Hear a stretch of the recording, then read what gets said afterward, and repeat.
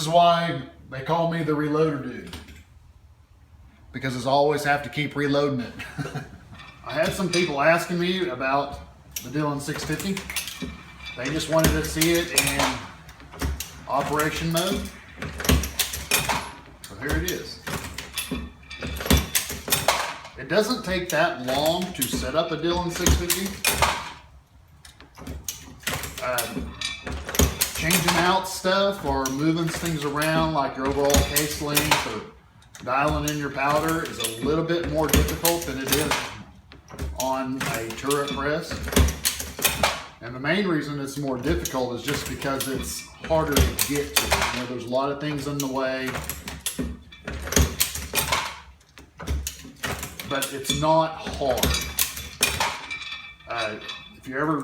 If you're thinking about buying Dillon 650, at this point I would say I highly recommend it. I don't think there's a better way to spit out what I call range ammo or practice ammo. It just, you know, as long as you just kind of keep an eye on everything, it works fine. One of the problems that I have is I bought a powder checker,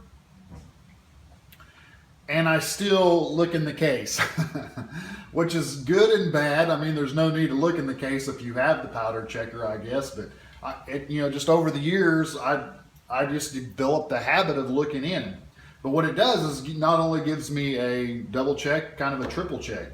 It's real hard to double charge these cases based on the setup of the machine. And I'm going to say that you really don't need the powder checker. But for me, it's just another safety mechanism. You know, the worst thing to do when you shoot rapid fire, as I shoot, is to have a squib load. You know, if you pop one off and immediately pull the trigger again, and you have another one go down that barrel and blow your barrel up, that's worse than spending the little extra money on the powder checker and not necessarily needing it. But would I purchase it again? I don't know.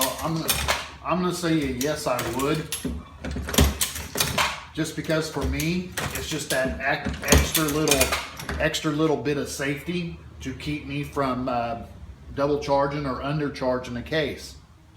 Because like I said, you know, if you're just going out to the range and you're firing one at a time and you're taking your time and you're just enjoying the moment, then no, I probably would not tell you that you need the powder checker.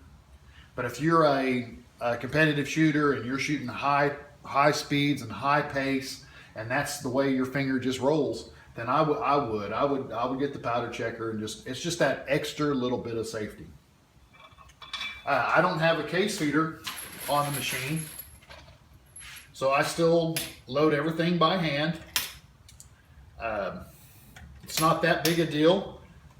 The only problem is when you load everything by hand, is as soon as you start getting in the motion of churning out the ammo, lo and behold, you run out of cases.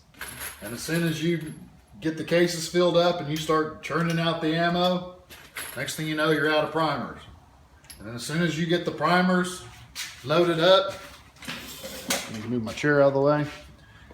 Sorry for blocking your view probably. And as soon as you get your primers loaded up and your case loaded up, lo and behold, you're out of bullets.